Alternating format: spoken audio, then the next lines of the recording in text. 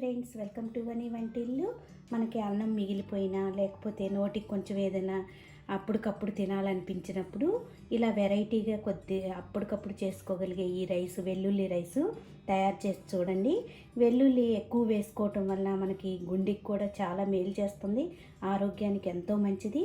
చాలా సింపుల్గా తయారు చేసుకునే ఈ రైసు తినడానికి చాలా రుచిగా అనిపిస్తుంది.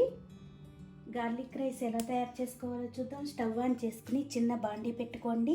దానిలో 2 స్పూన్ల ఆయిల్ వేసుకోండి. ఆయిల్ వేడయ్యాక కొద్దిగా పల్లీలు వేసుకోండి. మీకు పప్పులు ఇష్టమైతే కొద్దిగా ఎక్కువైనా వేసుకోవచ్చు.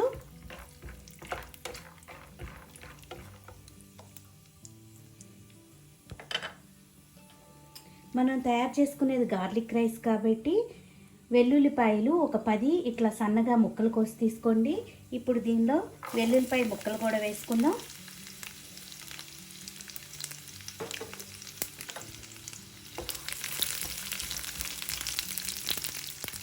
దీనిలో శనగపప్పు వేసుకుందాం, కొద్దిగా మినప్పప్పు, ఆవాలు,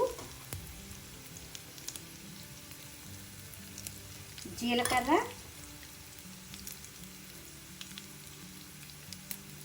ఒక 2 పచ్చిమిరపకాయలు వేసి వేయించుకోండి.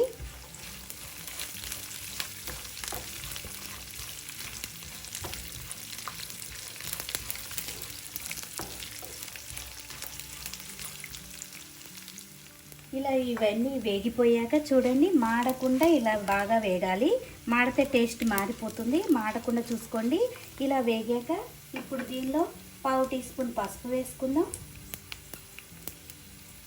మీ స్పైస్ని బట్టి కారం వేసుకోండి. నేను ఇట్లా 1 టీ స్పూన్ కారం వేస్తున్నాను.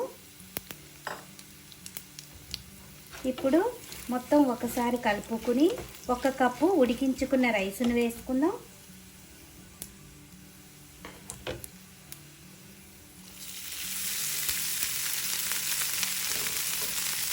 ఇప్పుడు ఈ రైస్కు పట్టేలా కలుపుకోవాలి. ఇలా కలుపుకున్నాక రుచికి తగినంత ఉప్పును వేసుకుందాం.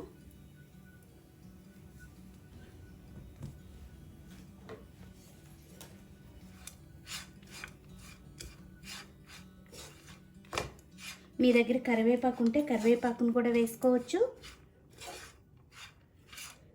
ఎంతో టేస్టీ అయిన గార్లిక్ రైస్ రెడీ అయిపోయింది.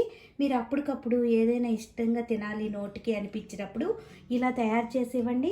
చాలా ఇష్టంగా పప్పులతో ఈ వెల్లుల్లిపై తగులుచు చాలా టేస్టీగా అనిపిస్తుంది. మీరు కావాలంటే కొద్దిగా పైన 1 స్పూన్ నిమ్మరసం కూడా చల్లుకోవచ్చు. మనకి ఈ రైస్ రెడీ అయిపోయింది. ఇప్పుడు సర్వింగ్ ప్లేట్లోకి తీసుకుందాం. మీకు అన్నం మిగిలిపోయినా అప్పటికప్పుడు కొంచెం వెరైటీగా ఏదైనా తినాలనిపించినప్పుడు ఇలా ట్రై చేసి చూడండి. ఇది తినడానికి చాలా టేస్టీగా అనిపిస్తుంది. సింపుల్గా తయారు చేసుకోవచ్చు.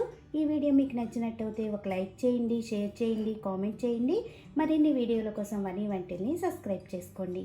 Thank you for watching.